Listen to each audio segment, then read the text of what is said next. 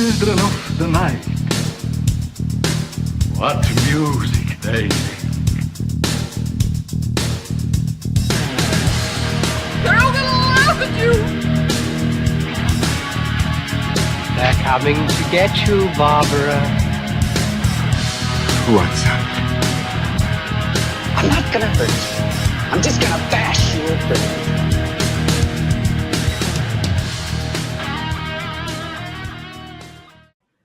Hey there, weirdos. Final Guy Staff Picks is back for episode number 2. I am hosting this week, unfortunately for all of you. I am horror author Jason Brant, joined with Monster Man Jack Campisi. Howdy ho, neighbor. Did I say joined with? Pretty sure I did. Who cares? Haven't been drinking enough. So this week, we are going back and doing the 1990 film 8mm, a film that was panned critically when it came out, but has seemed to have found a cult following lately. And I got to tell you, I love this movie. So when we had both seen it, I thought this was just a great chance for us to go back and talk about a fun Nicolas Cage movie where he goes pretty crazy. Hunter couldn't make it this week, and so this is part of the reason we chose this one too, is that you and I had both recently seen this, so it was fresh in our heads. Required no extra work on our part. Exactly. That's how I like doing this show. So let's just jump right into it. If you haven't seen this movie before, you probably don't want to listen to this episode. We're going spoiler heavy right from the jump. We're going to kind of walk our way through the movie, go, 20 minutes, half hour, however long it takes. And if you've seen it and you like it, hang in there and we'll get through this together, hopefully. Yeah, this one's going to be a dark, dark path. Yeah, you said you poured yourself an extra whiskey, right? Yeah, I got a bourbon here, so. Yeah, I got one myself because anytime you're talking about the lovely, everyone's favorite subgenre of porn, snuff. Yes. You probably need to have a drink. So, all right, you ready for this? I'm ready. All right. So this movie follows Nicolas Cage, who is a private investigator whose name escapes me, Tom Wells. He's a family man who has had maybe some issues with his wife in the past, a little bit at the beginning. As it's mentioned, he's supposedly quitting smoking, and you see him smoking and kind of going behind his wife's back. And he gets hired by an extremely wealthy widow whose husband has died recently. And while going through his personal effects, she found a secret safe behind a painting in his office. And first of all, this office is bigger than my house. Yes. So anytime someone has a secret safe in an office like that, it's going to be something interesting. Really interesting, even. Mm-hmm. When they open it up, they find an 8mm film in it. And when they watch it, they see what appears to be a young woman being brutally murdered. And this widower hires Nicolas Cage, Tom Wells, to look into the film and see if he can prove that it is fake, because she is scared that it's possibly real, and that would completely change how she's viewed her husband, her entire life, everything. So she hires him to prove it's not real. I'd say that's a pretty good summation. Yeah, that's a summation. That would be a spoiler-free summation. All right. Did you like kind of the opening act of this? It's very dark. Even before the subject matter gets dark, this film is shot in an extremely dark manner. I did. I mean, I like this movie overall, and it's hard to say you like this movie because it is so disturbing. But one thing that I find fascinating about the movie is the first act, especially, you start to learn about the porn industry, and it's not something you really think about, but it's always there. So he really, the first thing he does is start to delve into this world and go to stores and movies and things like that and talking to people in the industry. And you start to get exposed to things that, you or I ordinarily don't think about or have heard a little bit about, or maybe we've seen a documentary here or there, but haven't been exposed to. And you start to see this seedy underworld, and I don't know about you, but I keep imagining, I'm like, oh, I'd never go back there, or that down into that basement for this, or these people, dressed up in weird latex. Like, I'd be the hell out of there. And right. Yeah. So what you're describing is really second act stuff. When he starts getting deep into this case, he starts finding some things and going to some places that I'd be like, you know what, lady, it's not real. You're fine. Well, yeah, he sort of starts off with like the high level, approachable, I guess. Yeah. Stuff. he gets a ton of money from this. He's dealing with the widower's lawyer, who is giving him money. He talks with her, but the lawyer is always kind of involved in the background. And the first thing he does is what any, I guess, private investigator would do. He starts trying to find out who the girl in the film is. So we get to watch him sitting in dark rooms in seedy hotels watching this movie over and over and over again. Yeah. And at first he's repulsed. And something that kind of happens throughout the film is he starts getting numb to it into a certain degree. Things that at the beginning would have just horrified him, at the end he's just banging through things trying to get clues. And the first thing he does is go to, is it a local FBI spot or is it a police station? I can't remember. And starts looking through the images and case files of missing girls. Yeah. And this is pure 90s technology here. He is going through picture books just looking for this girl. And I believe days pass. Is that right? Yeah, it seems like a long time. He's just flipping through books until he finally finds an image of the girl, finds where she's from, and then goes to find the girl's mother, where she lived, and he finds out she was a runaway. And to me, this is one of my favorite actors in the movie, is the girl's mother. The feeling of loss and the way she shows it without being overly dramatic, particularly at the beginning. She's just so lonely. And she wants him to have a drink and stay for dinner. She doesn't even know who this guy is. It's crazy Nicolas Cage. Lonely and hollow. Yes. Just she's gutted from this. And I thought that was so well done. Yeah. And it's funny because when he goes to that police station or whatever, the fact that he even finds the picture is a miracle, because he's literally going through a mountain of photos. And then to actually, find the girl and find the mother was something. And then really finding the mother that's kind of like it adds motivation to the whole thing. It really does. Yes. It puts not just a face, but kind of a background and a story to it. And it pushes him onward, because I believe he told his wife he was going to go look for pictures of this girl. He wasn't going to find anything. And that was going to be it. It was just going to be a porn movie, and that was all. Yeah, because either he can't find the girl or he finds her alive. Right. It's not a snuff film. But instead, he finds a missing girl. Right, which just adds to the mystery. And it just, every time he's about to give up, he finds this little clue, this little nugget that pushes him deeper down the hellhole that this movie becomes. And we should mention his wife has a newborn. Right. So it's kind of like, he's got to go and make money and make a living for his family, but he's also leaving his family alone while he goes off to this dark world. And you said a key word. I remember like in high school and college going to like seminars and things like that about this kind of subject matter. And the people would always warn you that the real danger in this is being desensitized. They said, when you watch too much of this stuff, you become desensitized. It's same thing with like violence and stuff like that. They'd just be like, you got to be careful that you don't get desensitized to the stuff. And then that leads to bad things. I experienced something like this myself, and that's a story I'll have to tell you another time. It's from my old job. But yeah, so once he finds out who this girl is, he tracks down the mother and finds out she ran away with her boyfriend. So he has to track down the boyfriend. That's and right. It is a young Norman Reedus, who is a complete asshole in this movie. Yes. But he's great in it, of course, because it's Norman Reedus. He's a perfect scumbag. I mean, it's like Daryl Dixon before the zombie apocalypse. Right, just a total asshole in prison. Mm-hmm. I think he jacked a car or something. And you find out this girl wanted to be an actress and run away to Hollywood. So, of course, now he has to get some more money from the widower and fly to Hollywood just to check everything out. And he figures the best place to start is the porn industry, because it looks like it was shot like a porno, even though she gets supposedly killed in it. And he starts going to talent agencies, production or shops, trying to find images and magazines or videos that maybe have a similar kind of style. And that is where he runs into two people. One is James Gandolfini, who is the biggest scumbag, perfectly cast, perfectly played. It is part of what makes this movie.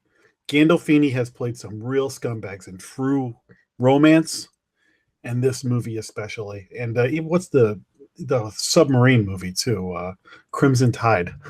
Oh yeah, he was great in that. He's like he when he turns it on, he's just like a vicious bastard. And in this, he is such a scumbag, but he's such a good actor because he goes from mean and menacing to panicked, like Sniveling. Yeah, it's such a great performance, and it's easy to just get lost in like, oh, I hate this scumbag. You take a step back, you're like, this guy's talented. Yes, amazing. Honestly, just a truly tremendous performance. If you had never seen him in anything, you would just look at him and be like, that guy is creepy as hell. Actually, casting in this movie really is part of the strength of it, because we didn't mention this, but Anthony Held is the lawyer, and he is the guy from Silence of the Lambs. Oh, yes. Yes. What's his name? Dr. Chilton. Yes. He's a scumbag weasel in that, and he's kind of a weaselly lawyer in this, and as we'll get to know him later. Another perfectly cast for that guy. Yeah, just outstanding. So Gandolfini is, I don't know if he heads a talent agency or a production arm of some kind of porn, but like gross porn. This isn't Vivid. This is some underground disgust. It's like in the top of a warehouse. It looks like it's just horrible. And he's doing the whole casting couch thing at different points, and it's just, he's doing coke. It's not good. And Nicolas Cage finds him, and then he also finds another incredibly young Joaquin Phoenix working in a porn shop. And I think this character is, one, it's a great character, and two, Phoenix is outstanding again in this role as a guy who's working in a porn shop behind the counter.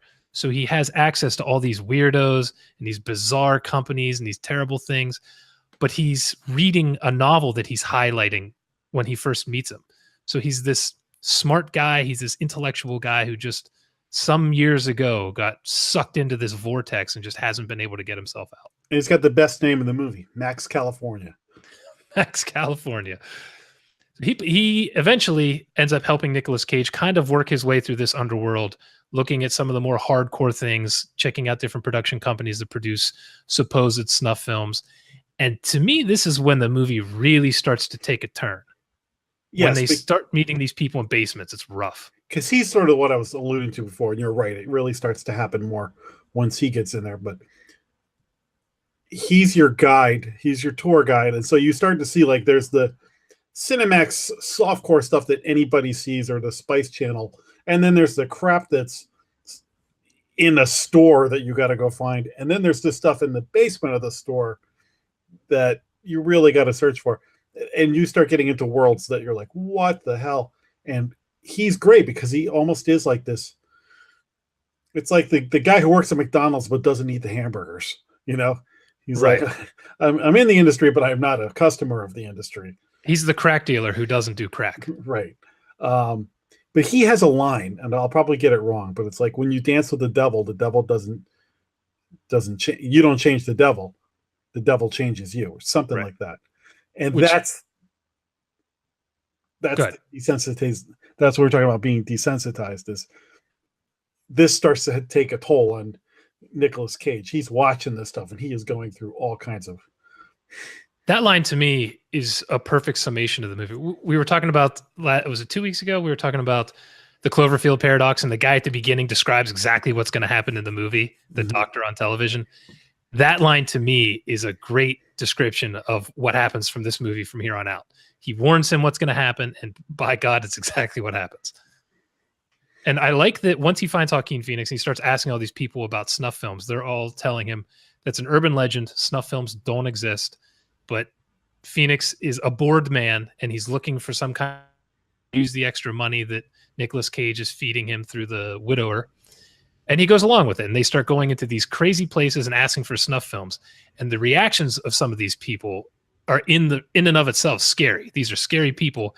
And when you're asking them about explicitly illegal things, and you look like just a dad, from backwoods Pennsylvania, they don't handle it well. And there's some tense stuff in there too.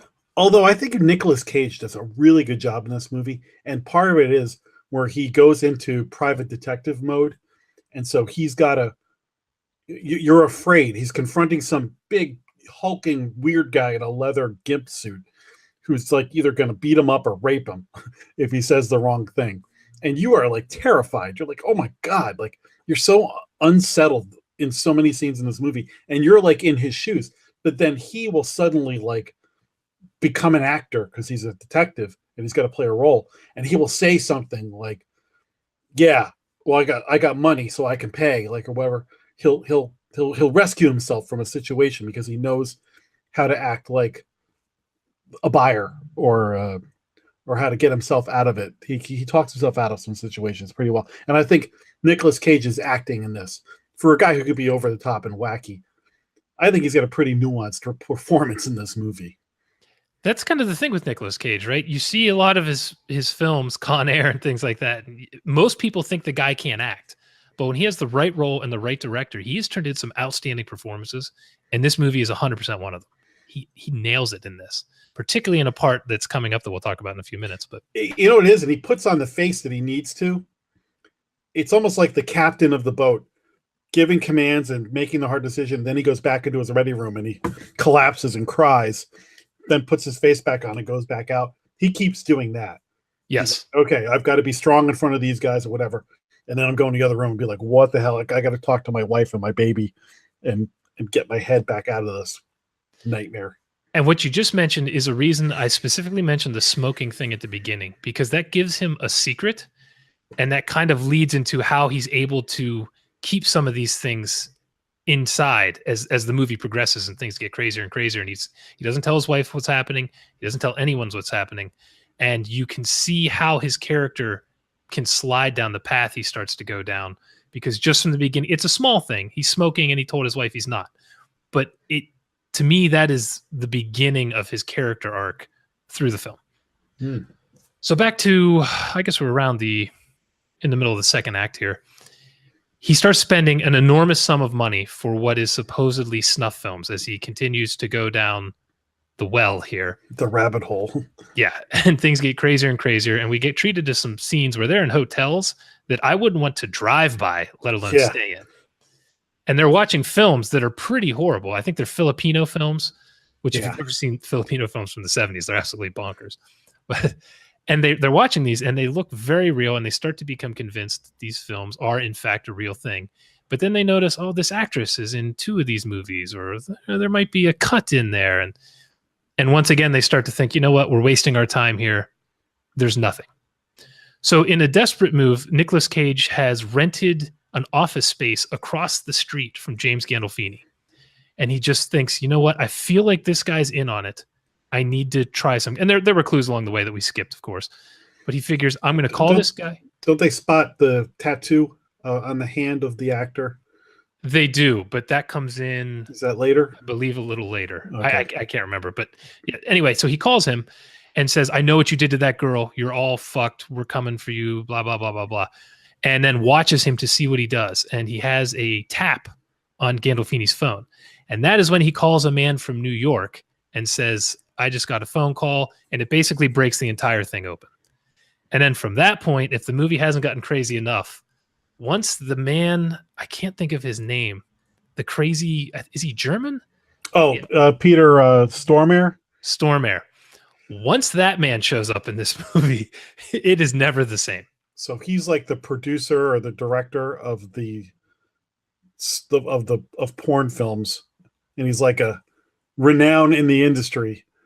And for the most extreme crazy stuff. Yeah, so they go to like the meatpacking district of New York in some loft apartment and to meet him. And you know, if you don't know Peter Stormare from his name, he's in everything. He's like a German bad guy in almost every movie.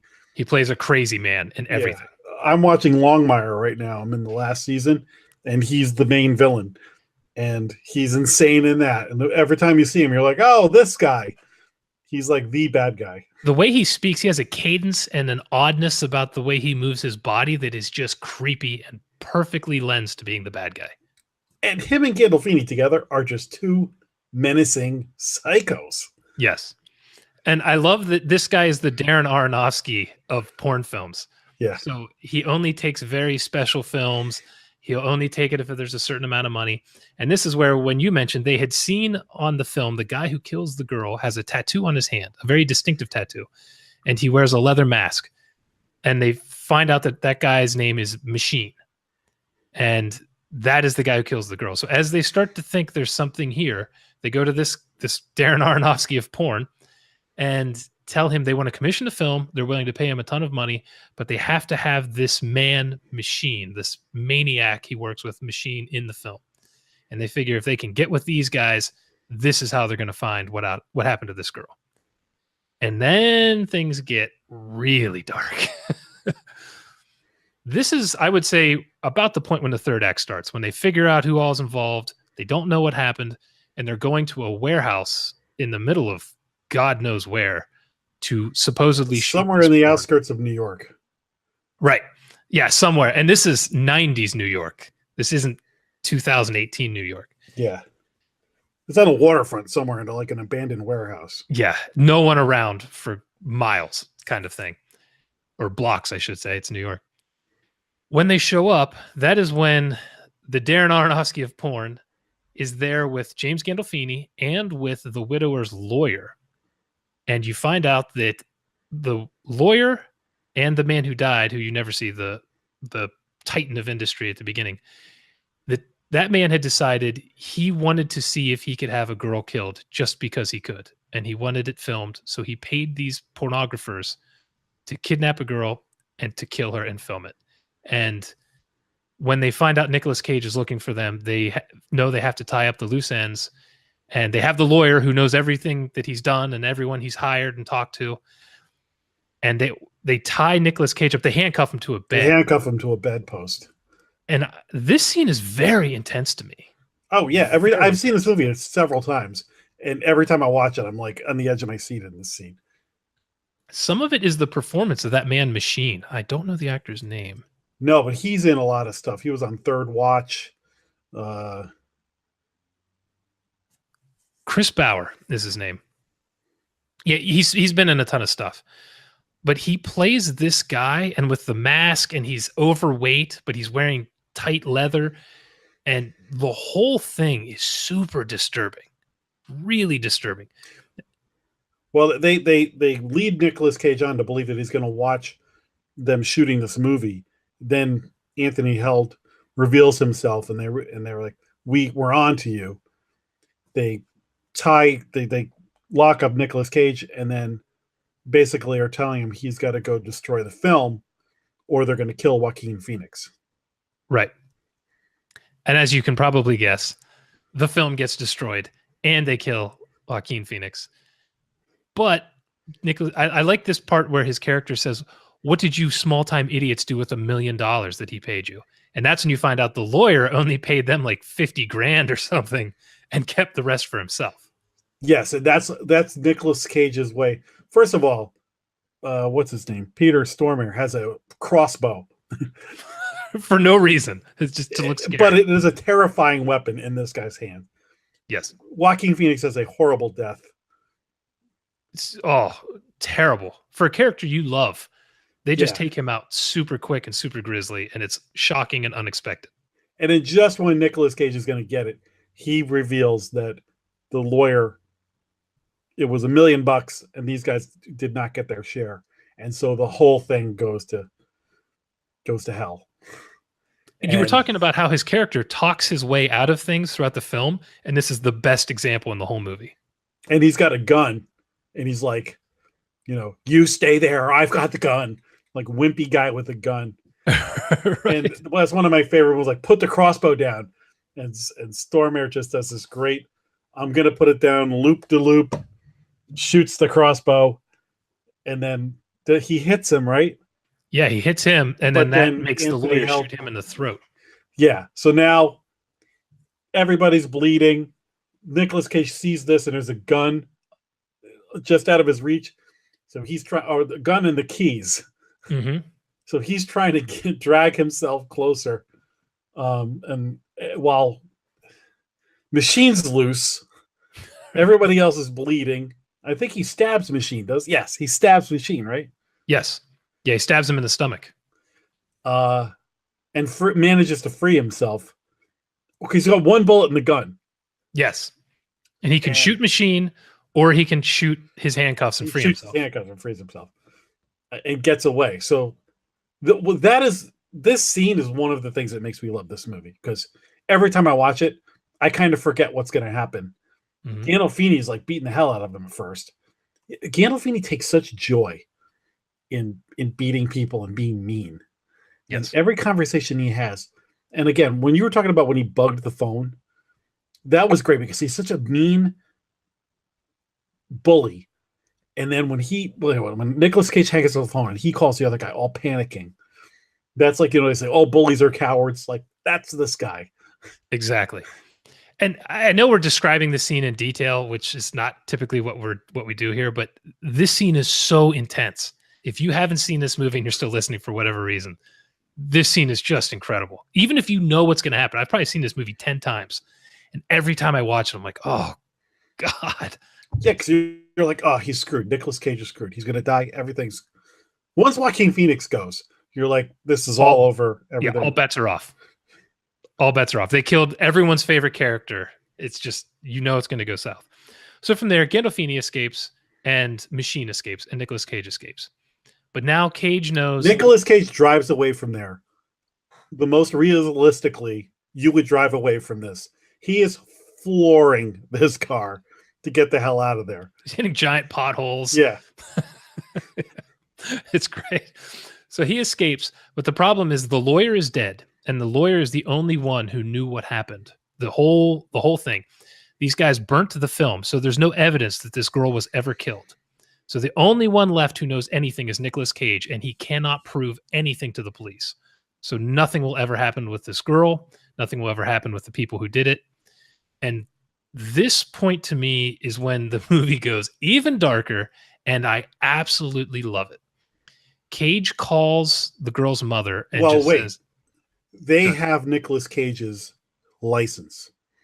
Oh, that's right. You are correct. So they also, not only is there no more evidence, but now they're like, maybe we'll go pay your wife a visit. That's right. I forgot about that. So the stakes are way up on this.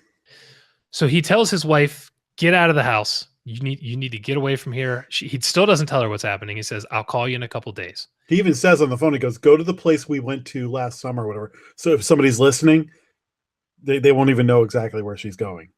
That's how bad things have gotten for him.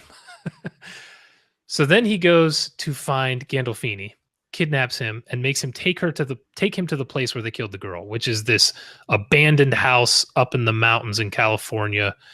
Graffiti everywhere. The house is destroyed and falling in. I think there'd been a fire there, so half the walls are gone. And he's trying to get himself up to kill Gandolfini because he knows there's no way out. He can't turn him into the cops. He can't do anything. He's got all the boxes of porn, all his research. Yes, all the everything evidence. he did. Yep. Pours it on him, and he just can't get himself to do it. Well, first of all, he ties up Gandolfini with like wire and beats the crap out of him. And Gandolfini is just, even though he's tied up and being beat up, is just giving him verbal daggers the whole time. It's like, yeah, you don't, go ahead. Oh, no, there's one part of Gandolfini's performance there. You're exactly right. He's licking Nicolas Cage's gun, trying to goad him into, he knows he won't do it. But there's one moment there when he's describing how they killed the girl, when his shield comes down for 10 seconds, and he's just looking at the spot where they killed her, and you can tell it actually bothers him. And it's this one thing, it's this one crack in the veneer in the whole movie. It's just a couple seconds, and it just really hammers home how good of an actor Gandolfini is. Because the dialogue doesn't really portray what he's saying the way he's emoting it, if that makes sense. He's not saying, I'm sorry, we did it or anything, but you can see it on him that it bothers him. He's just saying, like, nobody gives a crap about this girl. What are you going to do? You're not going to kill me, and nobody gives a crap about that girl, and there's no way you could win this. Yep. So Cage, in one of my favorite parts of the movie, calls the girl's mother and asks if you knew she was dead, would you want the people who did it punished? And I think she says yes, something like that. Yeah. What the hell does he ask her? I can't remember the exact line, but it's powerful stuff. And the mother's acting is just heart because wrenching. she just breaks. Yeah. And he just walks in and beats this guy to death with the butt of a pistol and then burns him and all of the research he did in the film. And it is rough. It is rough. The scene between those two, again, there's some really powerful scenes in this movie. And when you get to that, you're just like, wow. Exactly. So then some more detective work comes in, which, by the way, we haven't really mentioned it, but the way they show the detective work, how he gets to each step, is really good. Yeah. It's good stuff. So the way he finds a machine is he starts calling hospitals looking for a man who came in with an abdominal stab wound a day or two ago, whenever it was. Yeah, he's like, I'm calling from precinct 13, and just, do you have any stab wounds? And Right. he calls like 10 places. Probably didn't give a name, may have left the hospital early, and he just keeps calling until he finds it and is able to track down machine. And the way they did this character when he finds him is so perfect. The guy lives with his mother. He's got big, giant Coke bottle glasses on, and his mother is going to church on a Wednesday night. The little church bus picks her up, and I love you, son, and she leaves. And this maniac is in the house. Cranking like death metal. Yes. This scene, again, another scene. Every time I watch, it's kind of like when Clarice Starling goes down into the basement after Buffalo Bill. When Nicolas Cage goes into this house and you're not sure if Machine knows he's there or not, and the music's playing and then the record runs out. Yeah, as he's in the room and the record runs out and he leaves the room and the record starts again. Oh my God. Amazing stuff. Speaking of Silence of the Lambs, this guy gives a scene after they have a fight and he's about to kill Nicolas Cage. And he's just saying something along the lines of, you want to know why, right? Everybody wants to know why I do this. He's like, it's not because I was abused. It's not because I had a terrible home. It's because I like it. And to me, that is the first Hannibal Lecter. That's Silence of the Lambs. There is no explanation. He just is. And when they explained it in later movies, that's a whole other thing I could bitch about. Well, also, when you first, you don't see Machine, and then when you finally see him, he's like, he's a muscular guy, but he's pudgy. And then he reaches and puts on his glasses, and you just see he looks like a dork almost. He's just a guy who lives with his mom. Yeah. And you're like, what did you psycho. expect? Did you expect, some, Wolverine looking monster or something like that? No, I'm just some guy. I'm just some normal idiot, that blends in the crowd. And you're right. When he says, I like doing it, guess what? Those people are out there, man. So anyway, this is essentially the end of the movie. He goes and tells the widow what happened. He shoots him. They have a confrontation in a cemetery, and he Nicolas Cage gets busted up too. Yeah, I think he gets stabbed actually. He gets stabbed, but he manages. I think he shoots him. Mm-hmm. Yeah, he kills him, and then gets away, and tells the widower it's true. It all happened. She ends up killing herself, which, again, if you don't feel bad enough about everything that happened in this movie, this sweet old woman who never did anything wrong in her life except marrying a guy she didn't know had evil in him, she kills herself because she knows she can't deal with the fallout that's going to come from this and from knowing that she somehow had a part in this girl's death because she didn't know anything about it. It kills her inside. So but going back to what you said earlier, the real big reveal on this is when they I think Anthony Held is the one who explains it, but he's like, why did he do it? Why did the rich guy have this movie made? And he goes, because he could. He was so rich, he just wanted to see if he could do it, and he could, so he did. And that's it. And that's it. And again, just like Machine, it's just like that. I am just a monster. I can do it, so I do it. And you actually, what you just said made me think of something I never thought of before. They're both on complete opposite ends of the spectrum. Machine is this poor loser who lives with his mother, and this other guy completely owns an industry and is a billionaire, whatever the hell he is. He lives in this mansion, and they both end up going to almost the same exact place. Yeah, I never power, thought of that before. money power, physical power. Yeah, very, very, very good stuff. So before we end this, we should say, and this might shock people who've never seen this or are aware of this man's work. This is a Joel Schumacher film. That shocked me when I put those two together. It looks nothing like any other Joel Schumacher film. Nothing. Nothing he's done. I mean, Flatliners does not have the edge that this movie has. Hell no. The Lost Boys is so far away from this. It's crazy. Batman and Robin made me want to be in a snuff film so I could be killed and not have to watch it. I was going to say Batman Forever was pretty close to this. Just, it's incredible to me. I honestly wish the guy had done more horror. He did some good stuff before he broke it big. And I also wanted to go back to one other thing I was saying at the beginning before we wrap this up.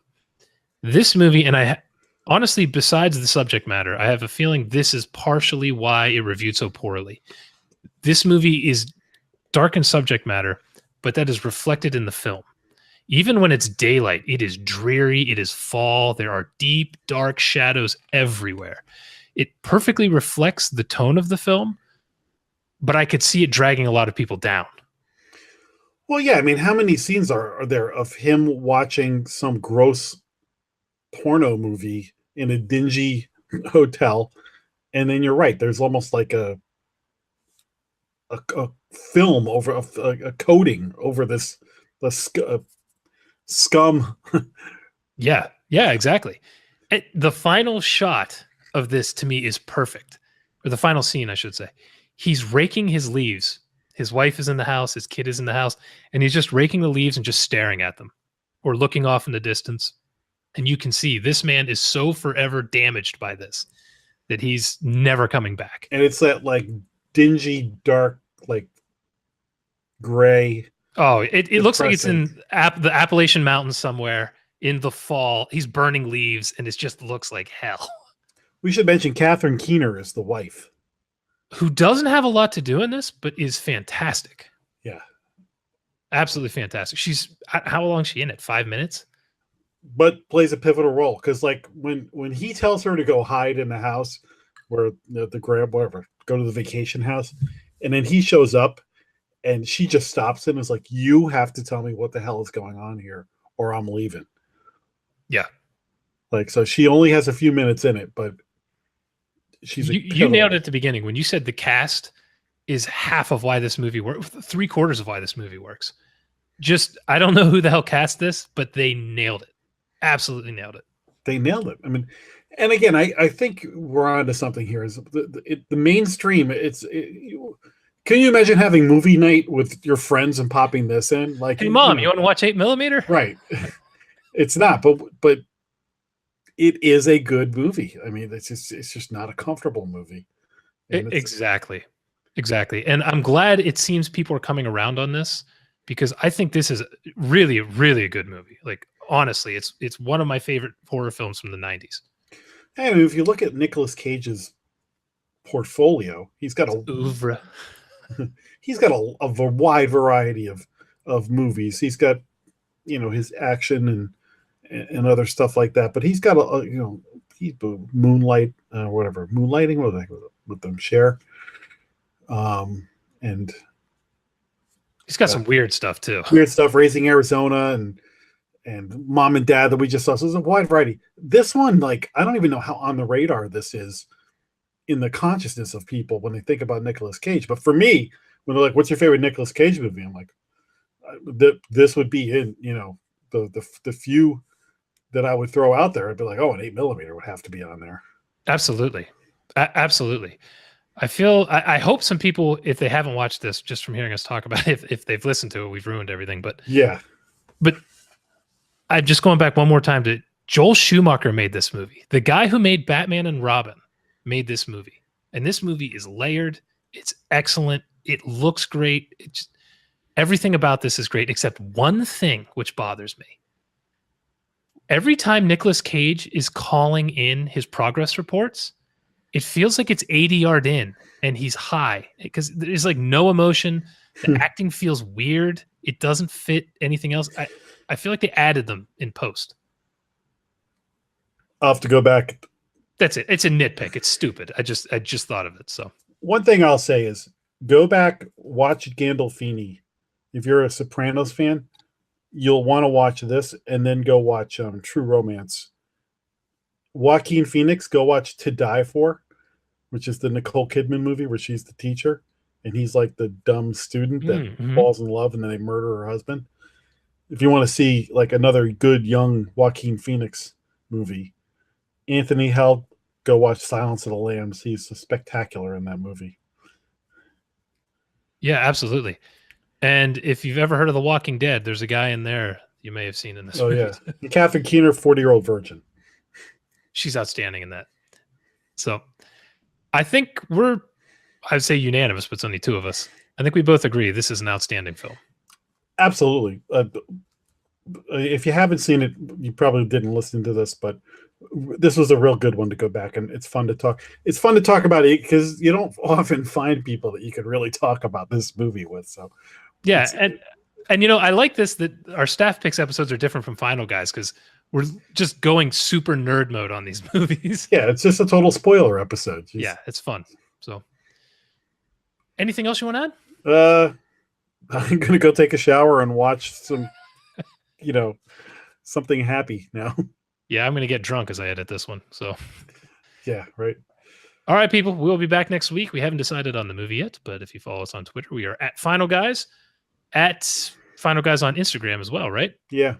Which Jack has been killing on Instagram. If you want to see some funny horror memes, follow us on Instagram. It's great stuff. It's all free. And as always, we appreciate everyone who watches. We appreciate everyone who listens. And if you can give us a like or a comment or anything, we really like it. And we really like it. Jesus Christ. The whiskey's half gone, so it's starting to edit. We really appreciate it. This was fun. All right, Jacko. Appreciate All it. right. We'll see you next week, my friend.